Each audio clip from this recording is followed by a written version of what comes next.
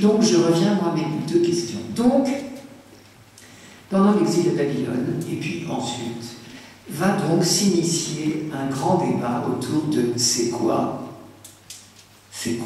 la justice de Dieu. Alors, sous forme de procès. Donc, une victime, c'est Job. Un accusé, c'est Dieu, et on ne va pas discuter de ça. Alors, ce n'est pas un procès tout à fait comme les nôtres, il manque le banc des juges. Là, je suis assise, je suis président, comme vous voyez. Job tient un peu tous les rôles, et il tient aussi le rôle de l'avocat général. C'est lui, le procureur de la République, qui fait le procès de l'accusé. Mais l'accusé a des avocats. Ça, c'est très intéressant.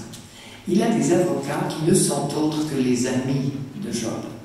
Des amis dont on m'a raconté au début du conte, plutôt à la fin du conte, qu'ils étaient venus voir Job et qui s'étaient assis très loin et qu'ils avaient vu le pauvre Job qui avait une maladie de peau comme une espèce de lèpre, et donc, comme le principe de précaution existait à l'époque, Job, on l'a entendu tout à l'heure dans le disque, Job a quitté ses vêtements, ça c'est une marque vraiment de pénitence, de deuil plutôt, de deuil, et il est allé se réfugier sur la décharge publique parce que c'était là que vivaient les lépreux, même en tant que Jésus c'était encore comme ça, c'est tout simplement le principe de précaution, parce que les maladies de peau comme la lèpre, etc., sont à l'époque réputées inguérissables, donc voilà. Il est à l'écart. 3 amis sont venus de très loin, et puis ils ont été tellement effrayés par son état qu'ils sont restés très loin et qui n'ont rien dit. Dans le conte, on n'entendra plus beaucoup parler.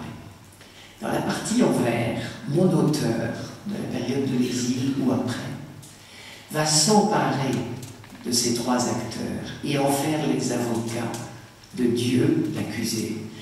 Et ça lui donne matière au débat. L'objectif de l'auteur de cette partie centrale, à la fin du livre, je le comprendrai.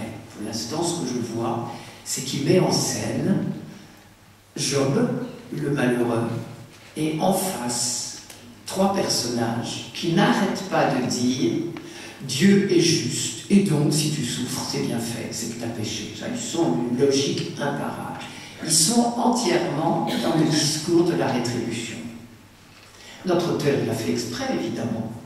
Il campe, vous voyez, d'un côté 3 personnages qui ont tous le même discours, vous aurez bien du mal à les distinguer, et Job. Job, lui, il est têtu et tenace. Il souffre et c'est tout ce qu'il sait. J'ai une voisine un jour qui m'a dit ça, elle m'a beaucoup étonnée. C'est une femme extrêmement âgée et qui m'a dit « Les douleurs sont des folles, il faut les oublier ».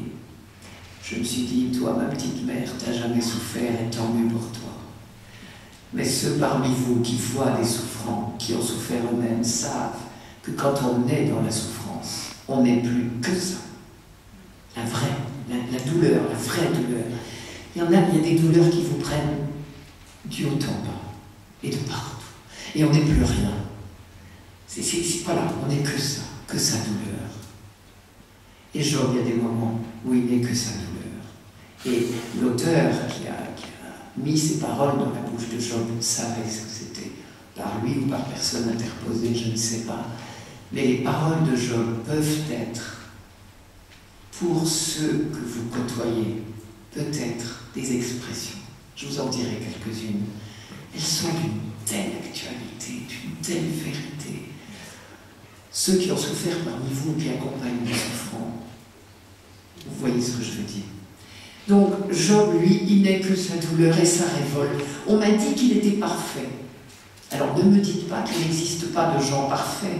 L'auteur du livre, évidemment, pour pouvoir discuter la logique de rétribution, a inventé un personnage parfait de chez parfait. Forcément, sinon il n'y aurait pas de débat. Vous pourriez toujours me dire, mais c'est parce qu'il n'est pas parfait qu'il paye. Comme l'auteur veut discuter cette logique de rétribution, il invente un personnage parfait sous tout rapport. La discussion, elle n'est pas là. Elle est justement, quand un homme est parfait de chez parfait et qu'il souffre à hurler de toutes les souffrances possibles, c'est quoi la justice de Dieu? Et le débat, il est là. Un long débat qui prend 38 chapitres. C'est colossal. Pourquoi? Parce qu'en face, il y a 3 personnes qui sont le discours religieusement correct, que j'entends encore, moi. moi, autour de moi. Il existe encore ce discours aujourd'hui. Il n'a pas volé, il a bien cherché. C'est mon Dieu qui t'a puni.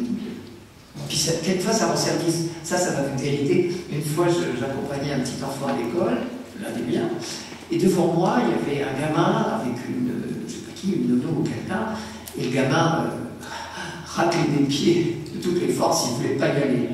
Et alors une sainte voix est passée à côté, a dit « Ouh, Jésus va te punir ». Je me suis dit, c'est commode.